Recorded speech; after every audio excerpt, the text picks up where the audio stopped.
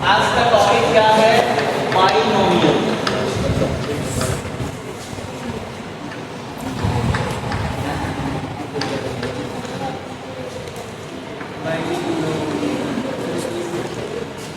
यानी कि द्विपद प्रमेय।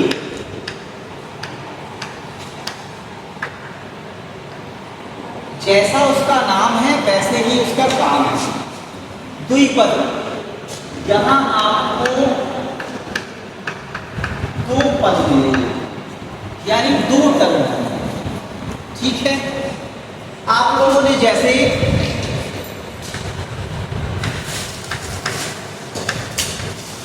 x प्लस ए का होल स्क्वायर पूरा हुआ है, तो आपको डायरेक्ट फॉर्मूला पता हो। आपने लिखा हुआ है a square plus b square plus 2ab। ठीक है, ये तो a प्लस बी का हो गया। अपने x प्लस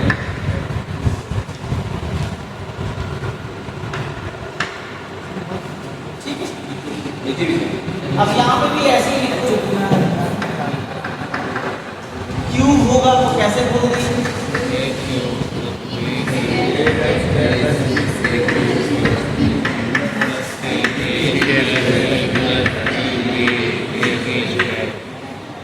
समझ गए? 4 पावर भी लिख देंगे तो भी आप खोल लेंगे। ठीक है ना? लेकिन जब ये ऐसे हो जाएगा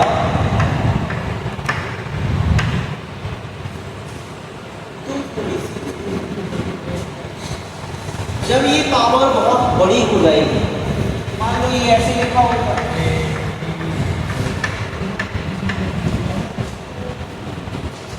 तो फिर आपको दिक्कत होगी।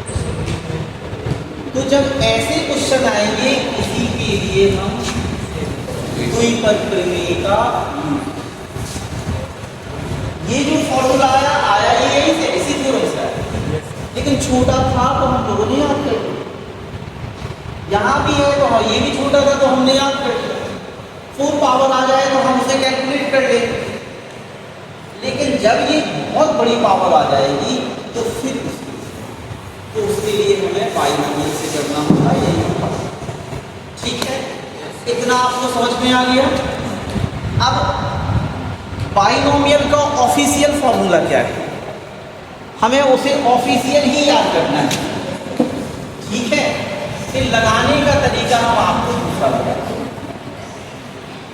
आपको सिर्फ दिखावे के लिए याद कर लेना है कि एग्जाम में जब क्वेश्चन आएगा तो उसे सिर्फ ऑफिशियल लिख देंगे बस। ठीक है ना? उसे जब सॉल्व करते हैं जो स्टेप बनते हैं वहां से हम लगाना चाहते हैं।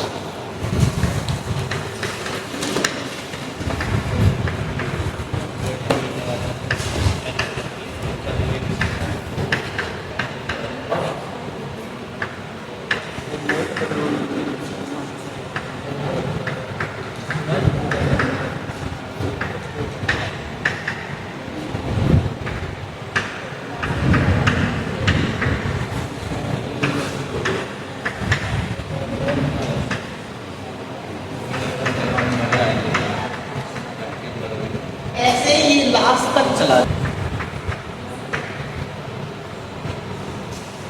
ऐसे ही। ठीक है ना? a की पावर n, जैसे x की पावर n स्टार्ट हुआ था, हम a की पावर n लास्ट में। तो ये हो गया सिर्फ दिखाने के लिए कि हमें पता है कैसे लिखा जाता है, क्या फॉर्मूला होता है। ठीक है, अब लगाने का तरीका हम आपको बताएं। ठीक है, आप इसे स्टार्ट करेंगे तो यहां से चालू है, आपको यहां से सॉल्व करने में यूज करना है, ये सिर्फ दिखाना है। ठीक है, कैसे करेंगे? यहाँ 2 टर्म दिए हुए, ये आपका फर्स्ट टर्म है, ये आपका। तो करेंगे क्या, एक टर्म की सबसे बड़ी पावर लेंगे और दूसरा टर्म सबसे छोटा।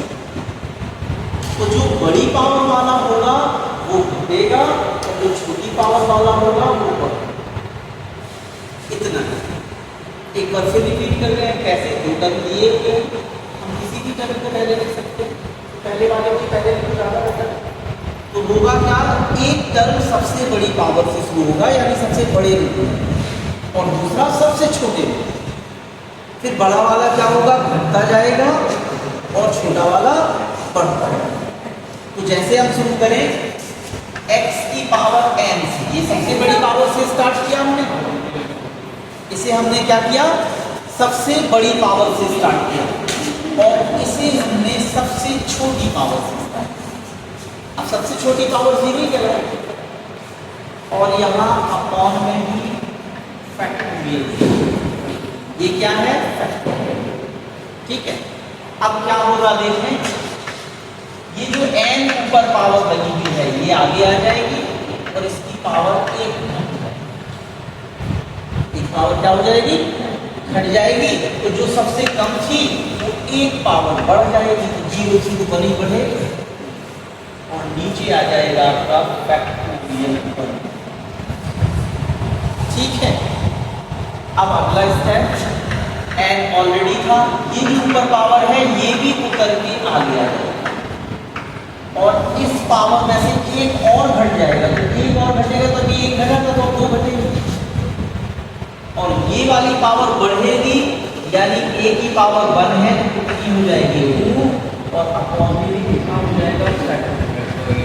ऐसे ये सारे स्टेप चलते जाएंगे और लास्ट टर्म क्या आएगा, ये n है, यहाँ n-1 आ गया है, तो नेक्स्ट स्टेप में n-2 भी आ गया होगा, नेक्स्ट स्टेप में n-3 भी आ गया होगा उतरते उतरते और ये पावरें घटती चली जाएंगी इसकी। तो कहने का मतलब है लास्ट स्टेप क्या होगा, n होगा, n-1 भी होगा, n-2 भी होगा, डॉट डॉट डॉट 3 2 1। अब आप कहेंगे ये 3 2 1 कहाँ से आया? अभी हमने बताया इस पावर का मतलब है यहाँ कुछ नंबर लिखा हो, मान लो 100 लिखा है, क्या लिखा हुआ है 100, एक एग्जाम्पल ले, चलो 100 नहीं करते 10 करते हैं, 100 बहुत बड़ा हो जाता है, 10 ले लेते हैं। तो यहाँ क्या आया होगा, 10 आया होगा, यहाँ 10 के बाद एक घटने के बाद क्या आया होगा, 10 और 9 आए होंगे, घटने के बाद यहाँ क्या आया होगा, 8 आया होगा, फिर अगले स्टेप में 7 आया होगा, अगले स्टेप में 6 आया होगा, फिर 5 आया होगा, फिर 4 आया होगा, लास्ट वाले स्टेप में क्या होगा, 3 2 1 ही तो आएगा और इनकी पावर घटती जा रही है। यहाँ 10 से स्टार्ट हुई तो यहाँ 1 घट गई यानी 9 हो गई होगी, यहाँ 1 और घट गई होगी 9 से तो 8 हो गई होगी, और घट गई होगी तो कितनी होगी, 7 हो गई होगी, और घट गई होगी तो नेक्स्ट स्टेप में कितनी हो गई होगी, 6 हो गई होगी, लास्ट स्टेप में कितनी बची होगी, 0, घट घट के लास्ट में 0 ही पहुंचेगी। तो यहाँ x की पावर हो गई होगी,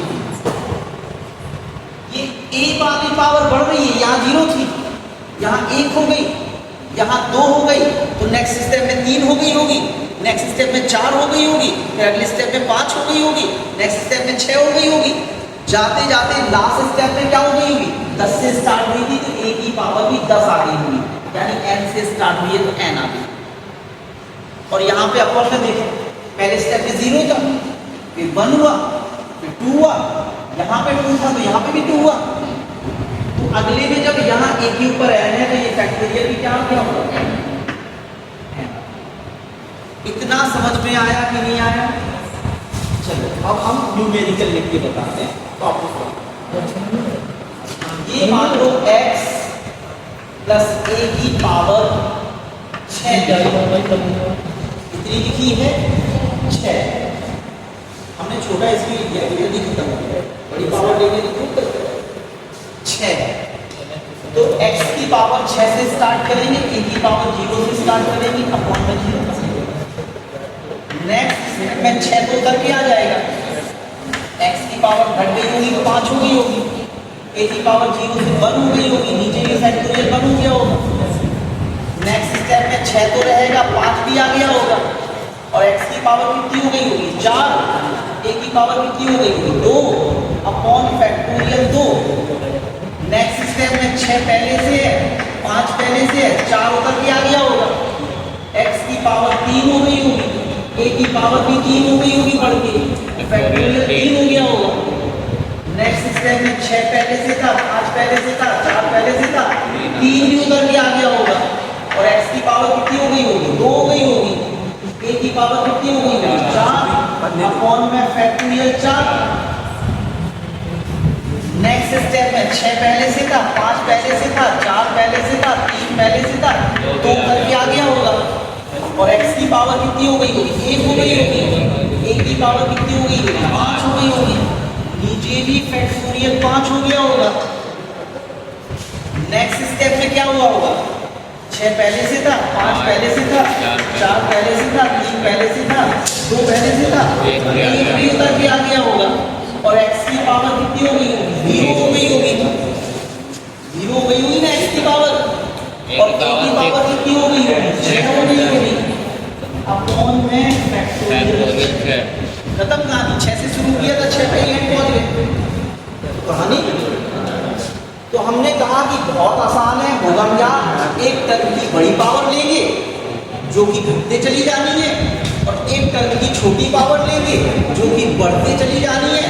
जहां से शुरुआत करेंगे वहीं पे खत्म करेंगे। कहने का मतलब 6 पावर से स्टार्ट किया था तो 6 ही पावर पे खत्म कर देंगे। आई बात समझ में कि नहीं आई? इतना सा सॉल्यूशन है। क्वेश्चन कैसे आएगा? वो कोई क्वेश्चन लिख के देगा तो कहेगा कि इसका विस्तारित रूप लिखिए। इंग्लिश में कहेगा राइट इन अ एक्सपेंड फॉर्म या राइट इन अ एक्सपेंडेड फॉर्म, ठीक है ना? या सिर्फ लिख के देगा सॉल्व द क्वेश्चन, हल कीजिए। हल करने का मतलब क्या होता है? वहां पे पावर लगी है तो उसे खोलना है, तो खोलने का मतलब यही। आई बात समझ में? एक और बात, जब शुरुआत किया था तो थोड़ा सा मिस कर दिया। जैसे हम a प्लस b का होल स्क्वायर खोलते हैं तो ये खुलता है a स्क्वायर प्लस 2a। कहने का मतलब है पावर 2 लगी है तो कितने टर्मों में खुला है? ये 3 पदों में खुला है।